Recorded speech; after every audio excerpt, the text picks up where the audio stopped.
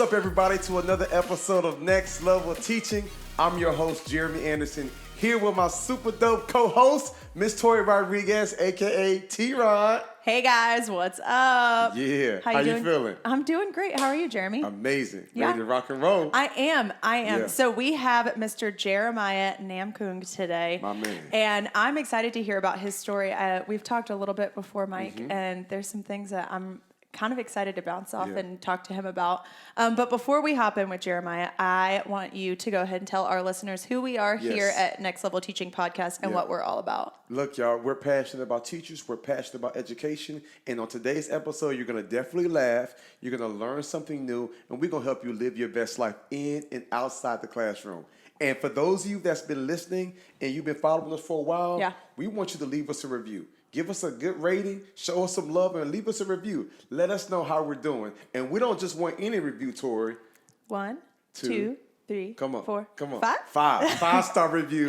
You know what I'm saying? Let us know you picking up what we putting down, and we'll continue to add this content. Yeah. Tell us about our guest, Tori. All right. So I'm super excited. So Jeremiah Namkoong has been teaching for 3 years. And I know that some of you teachers that are a little more seasoned are like 3 years.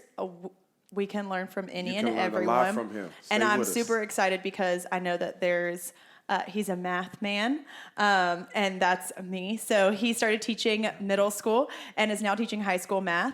And then he graduated from the University of Georgia, go Dogs, with his degree in secondary mathematics education. And he also has his ESOL endorsement, which is me as well. So we have a lot in common. I'm super excited for all of this math conversation. It's okay, Jeremy. Yeah, I'm just going to stay in my corner. I'm not that math guy. You know what I'm saying? I like to add it up, but I can't the other stuff. That's about it. I know where you're coming from. Yeah, math is my worst subject in high school. Wow. Me too. Really? Yep. Yeah, wow. So welcome, man. Thank you for having me. Absolutely, man. Thank you for accepting the invitation. So we'd like to meet with a wide array of educators from different walks of life and different, parts of their career. So some 3, 4, 5 years, some 25, 30 plus years in education, right? And so we're excited to interview you today. We're looking forward to kind of seeing what you have to say, but we'd like to always start to try to understand a bit more about you and what got you into education, because we believe, right, that being a teacher, this is a calling. You know what I'm saying? Absolutely. This isn't just an occupation. You got to be called and a little crazy to do this work. So tell us, if you will, like, what got you, when did you first know that you were called to be an educator? And then what made you decide to say, all right, I'm going all in? I would say about 10th grade. Really? About 10th grade, I knew I wanted to be a teacher because, going up until 10th grade, I was terrible at math. Okay. Math is my worst subject. Looks can be deceiving. Facts. But I was also a student athlete. So, balancing sports with grades. So I played tennis, football, soccer. Nice. And now I'm a varsity soccer coach. So nice. Tennis, football, and soccer. And head coaching for varsity flag football. So, it's a lot of That's awesome. a lot of things that I have to do. But in 10th grade, I had this amazing math teacher, Dr. Berger, if you're out there. Thank you. Holla at your boy. But he invested so much time into me because he saw potential. Yeah. And, I could tell he really believed in me.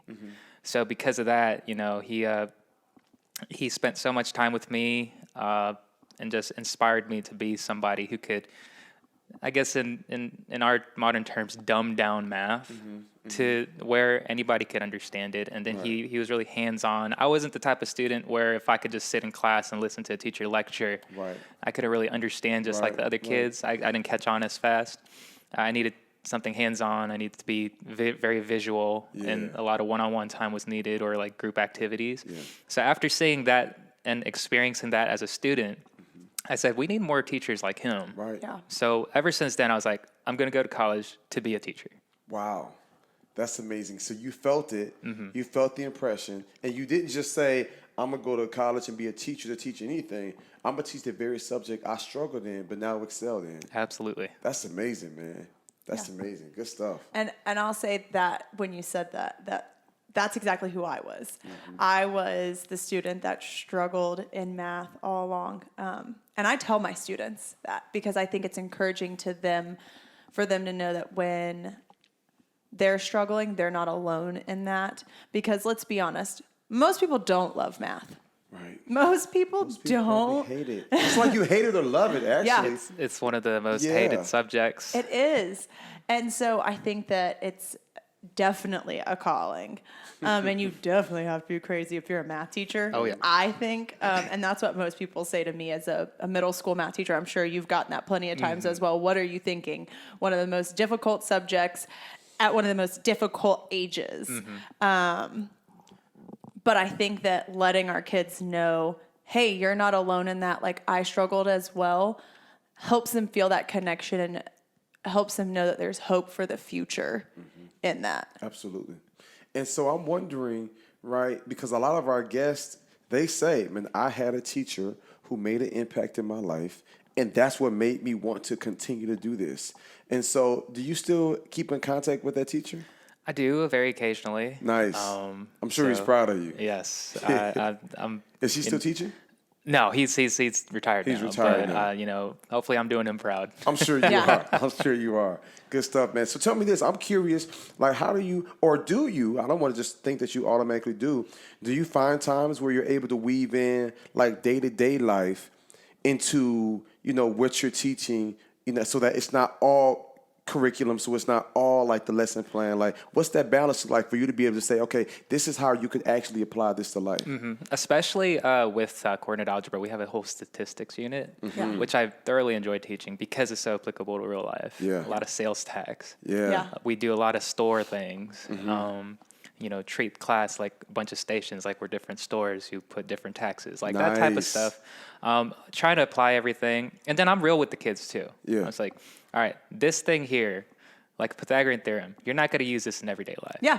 Right. I tell the kids that straight I up. cringe every time she says Pythagorean I've said theory. it multiple times on Right, this show I'm like- too, because it's one of my favorite things. I have a coworker who says, you know what, we should change the word theorem to hot take. Pythagorean hot take. It'll resonate more with the kids. And Right. then, sometimes it does. Sometimes they're just like, Right. ooh, you're cringe. But I mean, I'm real with them, like saying, hey, some of this stuff you're not going to be using every day. Right. But Yeah. it develops your critical thinking. There it is. And at the very least, if you want to get a decent job, you got to get out of high school. Yeah. And when I tell these kids, And in order to get out of high school, you got to get out of my class. Yeah. exactly, it's like you Yeah. gotta skedaddle out of here. Yeah.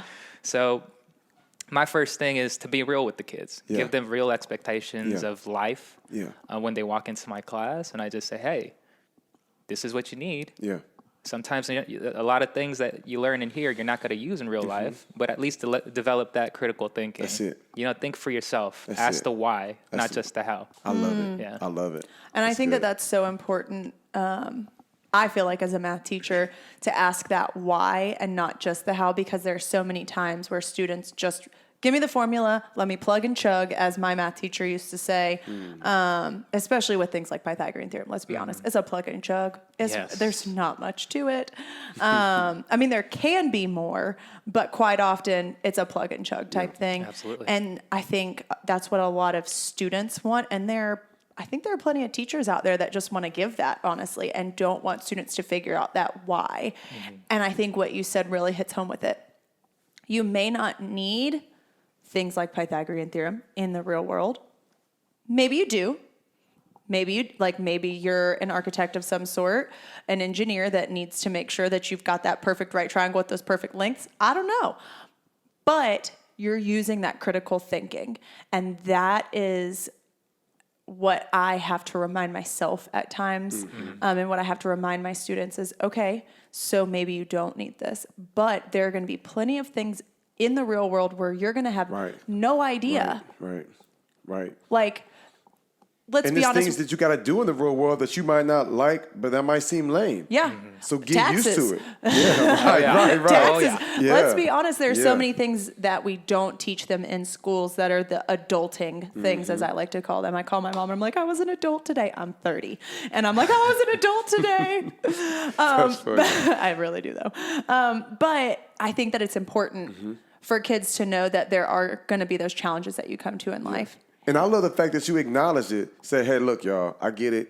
I know you feel this is boring and lame. Honestly, most of you probably will never use it, but you got to do it. Yeah. You know what I'm saying? As opposed to sugarcoating it and just making it seem like, oh, yeah, you probably won't use it, but you got to use it to get out my class. Yep. Yeah. So, like, you can, as you say, skedaddle and get out of here.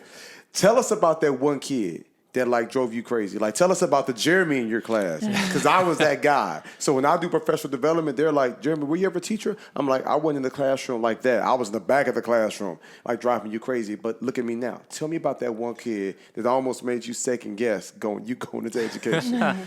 Well, for me, I was also that kid. Okay, I wasn't the best. There we go. By any means, I was not a good student. Okay. So I was always the class clown. I like making people laugh. Okay. So I feel like that's a good trait to have as a teacher too. absolutely. You like to make kids Absolutely. laugh. Some of them hate my dad jokes, but Me it is what it is. But You keep telling them. Yeah. but it's the quirky side. I say embrace your inner nerd. Yeah. But there's this one kid this past year. A lot of the classes that I'm teaching right now have repeaters Yeah. and three-peaters.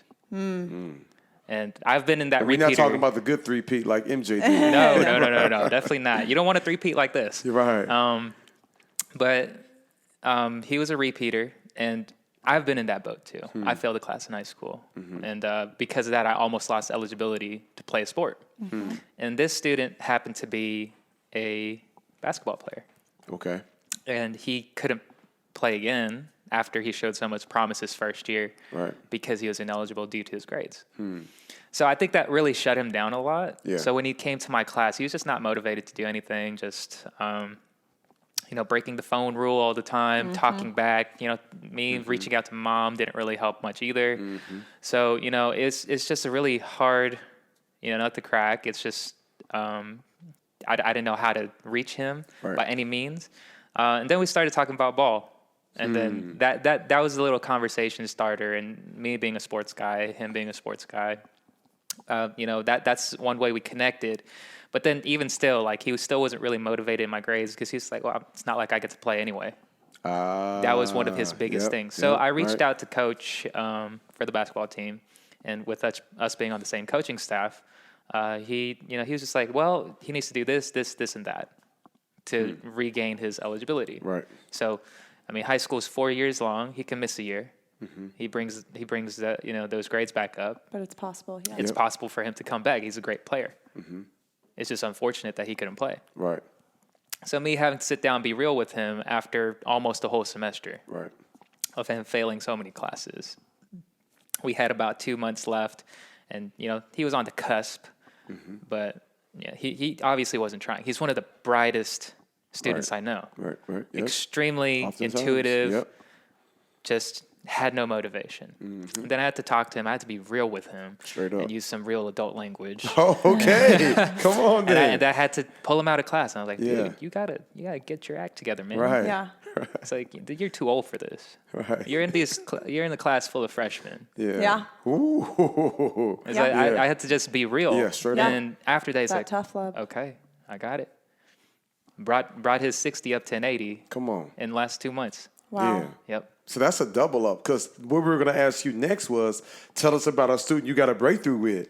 But it sounded like the one that was driving you crazy, that really wasn't applying itself, you made a connection. We talk a lot about connection on this podcast. You made a connection with him and showed him, like, hey, this is your third year. Like, you can do better. Like, you don't have Right. to be in this class. Like, I expect more from you. You can still ball, but I don't want you just to dominate on the court. I want you to dominate in the classroom. Absolutely. That's rich, man. Good stuff. Yeah. Good stuff. So, go for it. Well, I was going to ask if you had another moment. I'm sure you've had Right. another moment where you've really captured, like, was that one student that really captured your heart, or do you have some? I have one that I don't think I'll ever forget. Okay, tell me. I want to know. Do tell. Well, so I'm an assistant varsity coach for the soccer team at my school, and we have a high demographic of Hispanic students. Okay. And with me being one of the only ESOL certified teachers at the school, I was entrusted, with those students in general, and a lot of them, because our school doesn't exactly have a lot of ESOL resources. We only have one coordinator, and even she struggles. So she comes to find me to see if she can help me, if I can help out her with the knowledge I have. And I used to be an ESOL student myself. Okay. So with English being my second language, I can relate to a lot of the students and say, hey, there was a time where I had to only use, body language, Yeah. Right. but most effective one. But, a lot of the times that, students can relate to that, especially the ESOL kids. And for me, I say, don't ever take your accent as something that's weak, Oh, because true. that means that's a sign that you know one more language than everybody else in here. Yes. That's good. So I tell that to the kids, give them some sort of empowerment.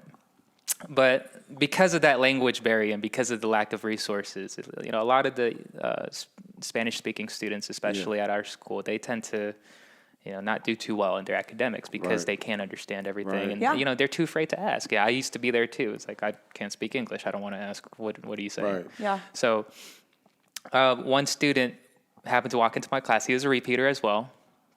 The previous year, he didn't really pass many classes. I like to check up on my students' records Nice. before they come into my class. That That way, I way have you some have sort a- of Yep. foundation to good. kind of relate to them and Yep. kind of see what I have to work with. Right. So he came into class, didn't really speak much. Obviously, he didn't, and he came from Mexico about 2-3 years ago. Wow. Okay. And he was going through a lot. I can imagine. In the middle of the semester, mom left. Got up and left. And he didn't know why. She didn't say wow. anything either. One day, mom's not home. Wow. So, he's struggling. And I check his grades for all of his classes, and he's struggling in every class. But he happened to be doing the best in my class. Wow. He was just barely passing. And I could tell that he had a lot of promise, a lot of potential. But, with a lot of Hispanics being, good at soccer and Yep. with soccer being their national sport, I asked him, hey, you play ball? You play soccer or football? And he said, Yeah, definitely football. I love it. And then we just kept talking about who's your favorite player, blah, blah, blah, blah, blah. And I was like, well, I'm the coach.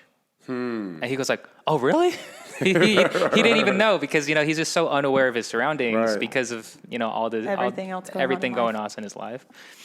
And I said, I want you to try out. But it's like, but I failed my classes last semester. I can't. Right. And then I was like, well, yeah, you can. I know the guidelines to it. You just need to pass 6 of your 7 classes right now. And I can tell you're really close in all of them. I went the extra mile, reached out to Dad, and reached out to all of his teachers and said, what does he need to do to pass your class? Yeah. Yeah. And I told him, come to my tutorial hours every single day. And this is after I found out about Mom and he needed somebody. Right. Yeah. You come to my tutorial hours every day. I see you here early. I'm just going to take you into my room and we're going to just study. Yeah. We're going to work on That's everything you good. need to do. Yep. If you don't understand something, let me know. And I helped him on his, English papers, his science, Yeah. his social studies. It wasn't just math at that point. Right. Yeah. I love it. And That's why we say next level teaching. That's next level stuff now. Yeah. Keep going. and he ended up bringing up all his grades, and not just with just C's. Right. And he had a bunch of B's. Wow. A lot of those classes he had with 40s and 30s, he brought up to 75s. So Wow. it was a huge improvement from him because he wanted to play. Right. And he wanted to play soccer. Next semester comes up, it's time for tryouts, and I go to our AD, our athletics director, and say, hey, this student, can he play? And he says, yeah, he's eligible. I had to help, because of the language barrier, I had to meet with Dad Yeah. and actually get his physicals and everything figured out for him with his insurance. And I said, all right, let's go. He ended up, technically, because he was still counted as a freshman, but sophomore year, he ended up being a starting striker for our soccer Wow. team. He was that talented. Wow. Because he told me to come see him during my planning period when he's playing soccer at gym class, and I did that a few times. I was like, "Hey, I need you, That's good. but I think you need me too. Yeah. So I'm here for you." And I think that's it right there, looking into where we need our kids just as much as they need us, and finding what their strengths are and playing to that. Right. And encouraging them in what their strengths are. Because, okay, so your strength isn't English. Right. That's okay. Right. That's okay. But there is something that you do have strength in, Right. even though Let's you focus feel on that. like you're failing across the board, right? Because you look at academics, and I feel like kids, that's all that they see their lives as, is how are they doing in school, and that's what defines them. That's not what defines you as a human being. It's not just what your grades say about you. There's so much more to that. And so the fact that you went above and beyond, that you reached out to multiple teachers, that you reached out to family, but that you found what really piqued his interest, and you gave him something to work toward. You gave him something to have hope for, and to see that it was attainable, because I think at sometimes kids don't see their goals as an attainable goal, but it is. And so I'm sure that as he went through, he realized, like, okay, I could continue to do this. That's good. Yeah. And you know, I love it because it was levels to it. So you didn't focus on what was wrong with him.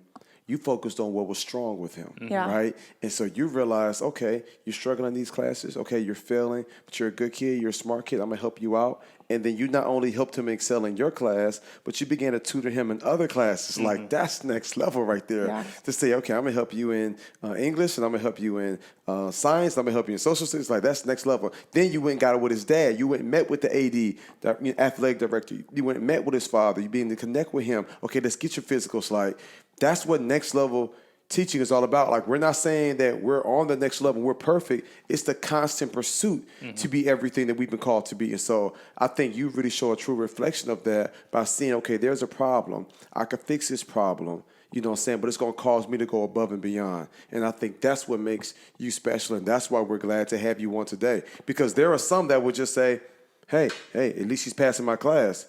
But you're like, no, that's not enough. Yeah. Like, I think there's more that we can get out of you. Just capable of so much more. Absolutely. I'll never forget when I was running, I was skipping school. This is my third school. So we talk about a three-peat, like, I get it. This is my third school for the 9th grade. And I remember I was running and I was running and I was running down the hallway. I think I was like chasing a girl or something. You know what I'm saying? Typical. And I got stopped by one of my teachers, and he was like, Jeremy, what are you doing? You're skipping class again. He was like, you got two options. Either I can send you to the principal's office and you'll get suspended, or you can meet me on the track field.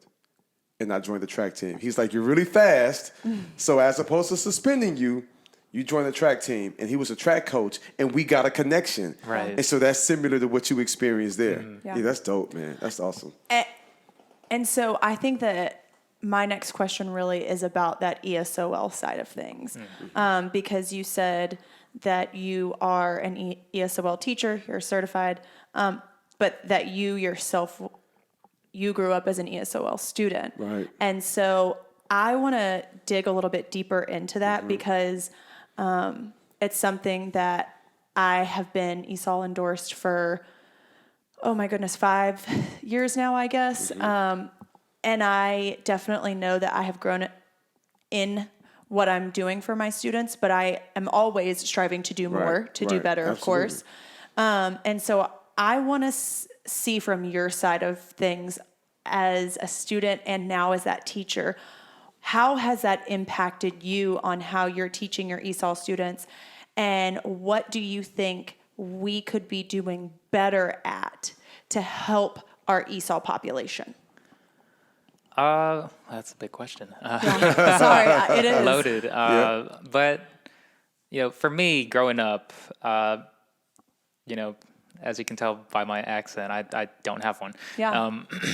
I was only an ESOL student for about a year or two. But it's because, you know, when they survey students before they get to the school, it's like, what's the primary language spoken at home? And at home, we only speak Korean. So when I'm at school, that's the only time I actually do speak English, or with my younger brother. Right. So, you know, moving up, when I first went to school, I didn't know any English at all. Wow. And I'm just like, yeah, ball over there, you know. We're playing sports. My favorite thing was, you know, PE, go outside, because you don't need to speak. Yeah. Right. I just need to run around and have fun. But for me, that was one of the biggest things, was when a teacher actually came up to me. Yeah. And it means a lot when a teacher comes up to you, just pays that special attention to you to make sure, hey, you okay? Right. It's like, you don't seem like you understand. Like, do you need some extra help? Right. Right. And I feel like not a lot of teachers that I've seen did that. Right. They didn't really give that extra effort of, hey, you speak a different language, you're probably struggling. Mm-hmm. Instead of the equity, they're going equality and just saying, hey, giving the same instruction to all the kids instead of giving the extra accommodations for what students like me needed. Yeah. Right. And so for me, when I became ESOL certified, that was one of my biggest passions, to work with those kids, because I knew that struggle. And I see it a lot with a lot of my peers that come from different countries.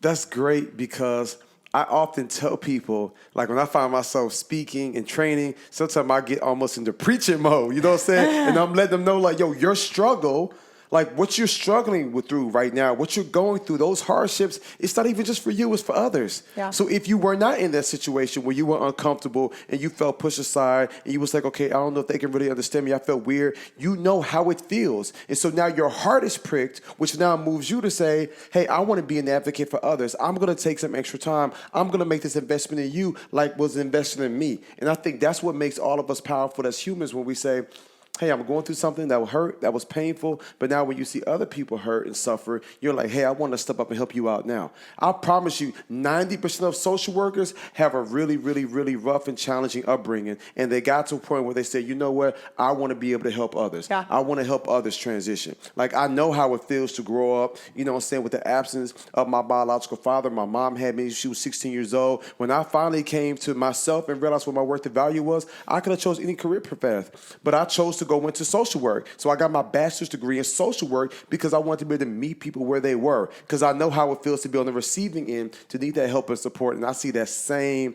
mindset and that same heart as you talk. Absolutely. Yeah, that's amazing, man.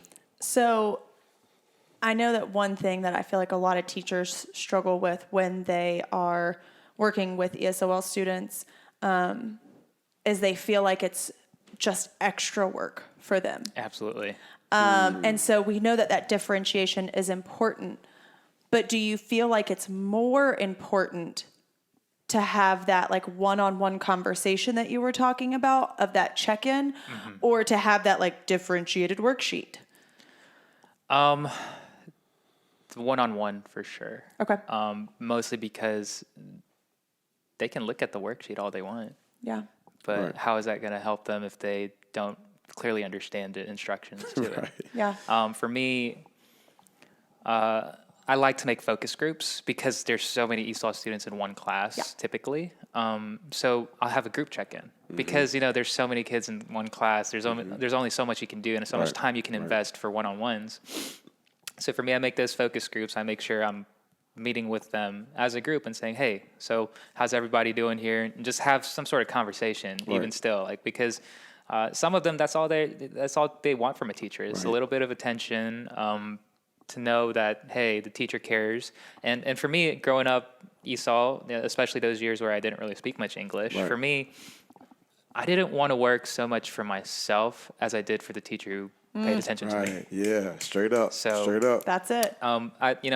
Because I know that feeling, a lot of the kids, they tell me, I remember one clearly this past semester, just said, Maestro, I'm just doing this for you. Straight up, yeah. And then it's not like, for me, not for my mama. I Yeah. really don't care about this, but you're my guy. exactly. Yeah. That's exactly what he said. He said, Awesome. Maestro, I hate math, but I'm doing this for you. Wow. Yeah. That's huge. So, Yeah. I know that feeling of, you know what? Teacher cares. I can see teacher cares. So I'm gonna work for the teacher. Yeah. So you talk about that and you say how, okay, they're here to work for me and you're here to work for them. You know what I'm saying? Have you experienced some frustrations where you feel like, okay, the kid's working for me, I'm working for the kids, but maybe the systems in place are not the best systems? Like, talk about that. Absolutely. Yeah. Sometimes I feel like the curriculum that's made is just Unrealistic? Right. too many Let's standards. say it. And one of the biggest problems that I think because of that is, people who are not in education are the ones making the big decisions. Yep. I feel like that definitely needs to change. Yeah. And because of that, they're putting in so many expectations, yet taking away so much of our resources. Yeah. That when we're in there, we us teachers feel like they're just drowning. Right. in Yep. water, and sometimes we just feel kind of helpless. Yep. Yeah. Yep. And sometimes we have, as teachers, have to make an executive decision. Is hitting the standard important, or is reaching out to these kids Right. and making sure they know their self-worth Right. and know their potential? Right. So sometimes, a lot of times I don't get to all the standards. Yeah. Right. That we Hey. Well, plan and let's for. be honest, for ESOL students, that's one of their accommodations is that we choose specific standards that we're Absolutely. supposed to be focusing on. But even then, you're teaching algebra to high school students, and you have some kids that are coming to you who I like to say they haven't schooled, right, in a couple of years because they're coming from countries where the last time that you go to public school is in the 4th grade. And so you have these huge gaps, and it is so unrealistic, let's be honest, sometimes with some of our ESOL students. Absolutely. So how do you manage those gaps? So for me, because that is an accommodation, thankfully, for me, it's like I remember this one time where the international school or international center sent us a bunch of students who didn't even know numbers 1 through 30, and here I have to teach pre-algebra to them. That's the Welcome. problem. Yeah, but these are right, and this is why we wanted to have the The conversation. way that Jeremy just looked at me. Wow. Like, is this real? Yeah, Yes, right, this is right. real. For me, Welcome. I'm just like, are you serious? Right. Like Yeah. that was a huge eye opener Right. to me. And that was my first year of teaching. Yeah. Is I'm in here with these ESOL kids, and I just, in the middle of the first semester, I get a few students who don't even know numbers. Right. But you want me And to here I teach have to algebra. teach them Right. to multiply fractions and Right. add and subtract fractions. And Yeah. they're just like, what's the number 1? Yeah. Right. And for me, it was more of, I could care less about the scores at this point. These kids need to learn, and they need to learn fast. So I check in with them, get a focus group again, check in with them, get them a little practice sheet of these are numbers 1 through 30, and then we'll escalate to 1 through 50. Yeah. We'll get to 1 through 100. Yeah. And then we'll get to counting, and we'll get to Yeah. adding and Come on, subtracting come on. in a pre-algebra class where on. that's obviously not what's supposed Right, to be taught, right. but Yeah. But you know have what they that- need best. exactly. Yes. And we got to meet them where they are, like you said. And We do. That's you know, it. for me, that was one of the biggest things. So you're a Is that- renegade. Yeah, I We have to be sometimes, Yes, though. and some of the best educators is like, oh, that's what you want me to do? Oh, okay. And you close the door and you like, okay, but I know what you need. Yep. exactly. You know what I'm saying? And I think when we do that is when we're willing to say, I'm not going to fight the system, but I'm going to buck the system Yeah. because I know what these kids need. Yeah. Right. So I'll do the best I can with the standards, but let's focus on 1 to 100. Let's focus on adding, subtracting, now a little multiplication, a little division. Absolutely. Then how's your heart doing? It's Like, just how do feels, you It just feel? feels so much Yeah. better because you feel like you're making a difference Yes. right there, and you feel Yeah. like you're actually helping. Yeah. I could try to explain pre-algebra to these kids as much as I want, Yeah.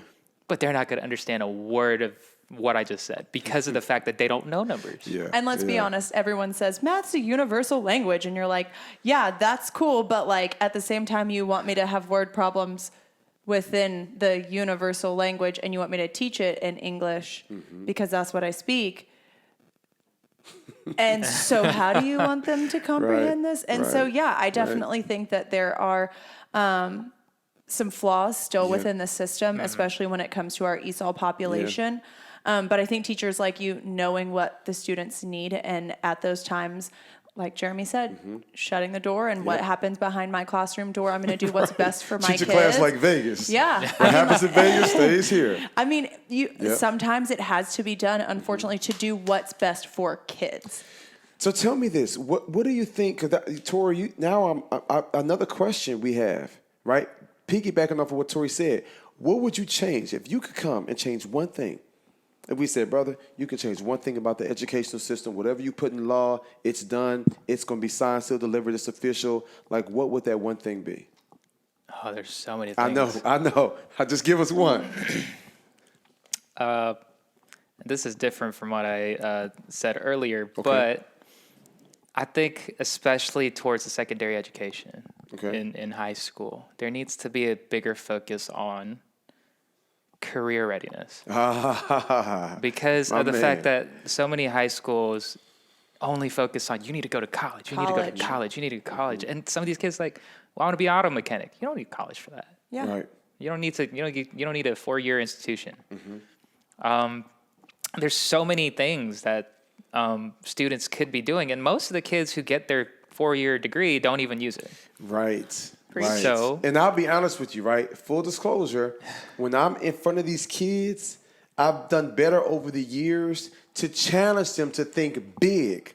Because I used to just be like, college, college, college. But of course, like you say, they're not all going to go. But I'm letting them know, if you want to do a trade school, you want to do plumbing, like that's completely fine. HVAC, but you can own that company. You feel me? You want to be an auto mechanic? Absolutely. But one day you can own your own body shop. Right. You know what I'm saying? Or if you want to go to a university, you want to become an engineer or an educator. And so I like that career readiness. Because some say college is career ready, but if they're not going to college, like let's put something else in place. Absolutely. Let's talk about debt. Let's talk about credit score. Like let's talk about good credit and bad credit. Like let's talk about I the think usage. that needs to be a class in high school. Absolutely. Is and there are some that schools, adulting class, right? Right. Like that adulting class. Like how Adulting. do How to we what? adult? How to adult, yeah. Yes. And I know that there are programs out there that are implemented. Like I know one, for example, that my students go through in middle school, where it talks about how to write a check, what are taxes, what is net and gross like income. Okay, that's great, but they're 12. Let's maybe push that to when they're like 17, when they're actually starting to get a job. Right? Like why don't, yes, okay, so the math is not going to be as rigorous as what they're used to at, the age of 17 in high school, but it is the most applicable thing that they will learn. Yeah.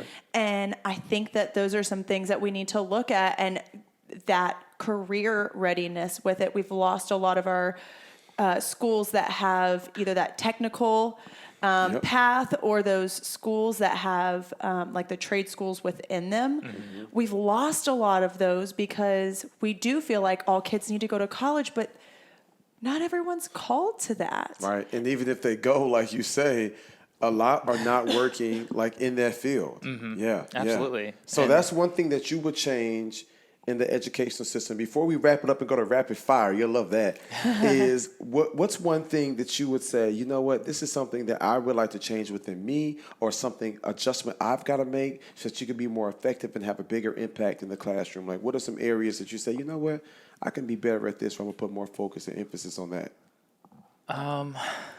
There's so many things. Right. Just give us the one There's so main many one things. that you The said one this main next thing. year. And this is for our listeners, right? For them to know, hey, being a next level teacher, again, it's not saying I'm on the next level. It's the constant pursuit. So what does that look like for you? Just change within me or within the classroom? Yeah, well, within you, for you to be a better, a more effective. I feel like this is something that a lot of teachers, especially new teachers coming out, and this is my advice to new teachers, is take care of yourself. That's good. I don't do that often because I'm such a busybody. I'm always doing something. Even in the summer, I have a bunch of gigs, but it's just like during the semester as well, especially with someone who's coaching. I felt like one of the biggest struggles was to take care of myself. Yeah. And in doing so, when you don't take care of yourself, you come into work not at your best. Yeah. Come on.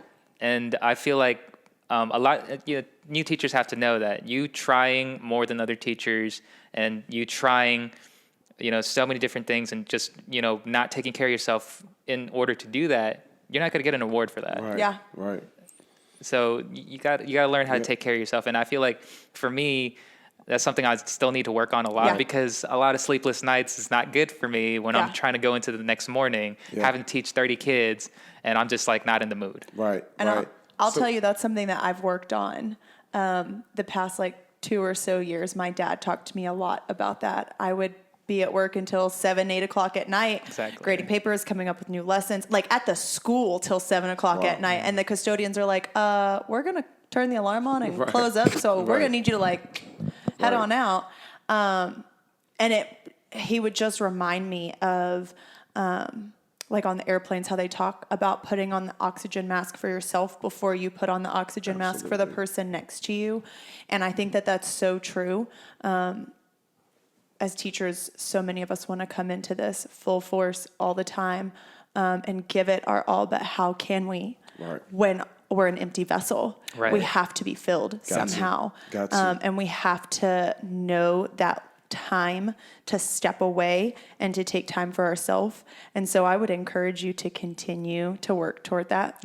It definitely took me a little while, but I got to a point where I would tell myself, okay, I am only going to allow myself to stay late twice a week.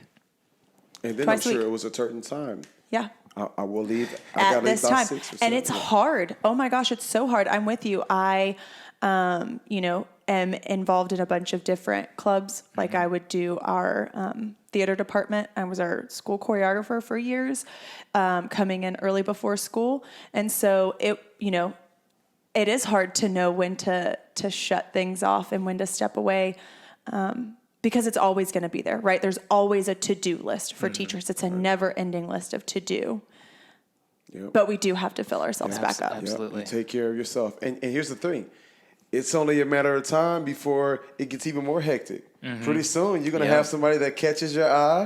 Then if you like it, you're going to put a ring on it. You know what I'm saying? Have some little babies running around. But think about it, right? Like, if we took a poll out of 100 teachers across America, what's one thing? I'm telling you, 50% would say self-care. So it's good that you hear that you're acknowledging that early and that you're in tune with yourself. Right. Because educators today are naturally like givers of themselves. And so I think if we can really celebrate and stress the importance of you taking care of yourself, that's going to be amazing. I want you to take care of these questions we about to send your way. Yeah, we got some lightning round Let's do questions, it. which are some of my favorite.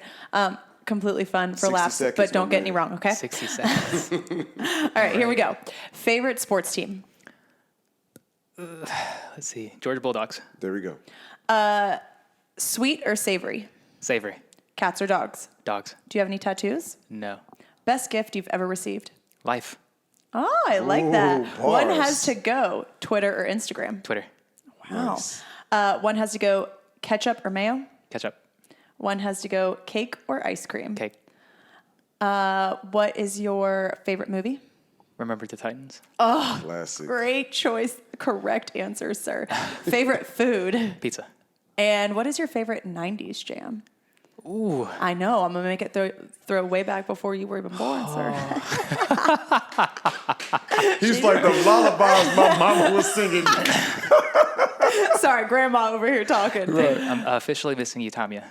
Oh, good You did song. it, my man. Good song. Man, look, it has been a pleasure to have you on the podcast today. Yeah. Thank you for your heart for kids. Oh, Yeah. I personally want to was the say timer. thank you for your heart for your ESOL population, because I know Thank that you. that's where so many kids need love, because there are so many teachers out there, like you said, that struggle with how to work with our ESOL students. So I want to say personally thank you, and thank you for giving me insight into how I can be a better ESOL teacher to my students. Thank you guys as well. yep. Thank you for answering the call to step into education and Absolutely. for answering the call to jump on this podcast. Yeah. Absolutely. Yep, Thank you. you are officially a next level teacher, my man. Thanks Thank you for very what much. you do. Thank you so Thank much you. for coming on. Everybody, thank you for tuning in to this week's episode. Do me a favor, leave us a review. Let us know how we're doing. We want your comments. How many? We want 5 stars. Let us know that you picked up what we put down. You guys have a great week. Yep. We'll see you next week. See you guys. Bye, guys.